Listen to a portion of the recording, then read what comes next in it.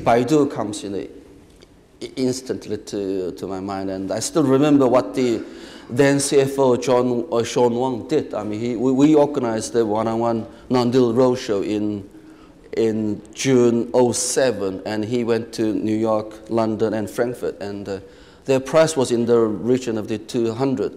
Yeah. At the end of it, went up, or halfway, price went up to 253, then 300, and towards that, at the end of the '07, so the 400. So he just did the talking to the investors or with the investors, through which he increased Baidu's sort of visibility, transparency, and the confidence of the investors in the Baidu. That's a typical classical sort of example.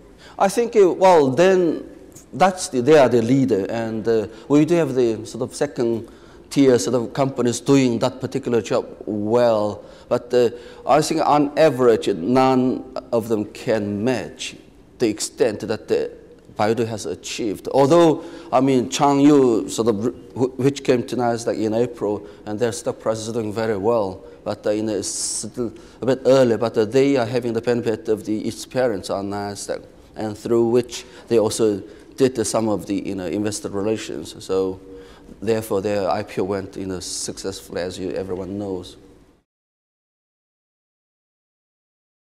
One word, very encouraging and very promising. I mean, despite the fact that this financial crisis started in the USA, but back in China, I don't feel that much, from my point of view, in terms of listing. I mean, last year we had 21 listings, of which 14 upgrades, 4 IPOs and 3 sort of switches.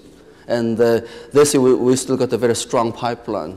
So given this, the improvement on the market sort of condition, then there will be, more companies come to Nasdaq. And I mean, look at the size of the whole economy, just, astronomical, and because of that, there are so many potential companies, again, to begin with, they need a capital. That's one thing for sure. And because of that, sort of, from my point of view, listing sort of trend, will not be as affected as everyone thinks, now because of the financial crisis.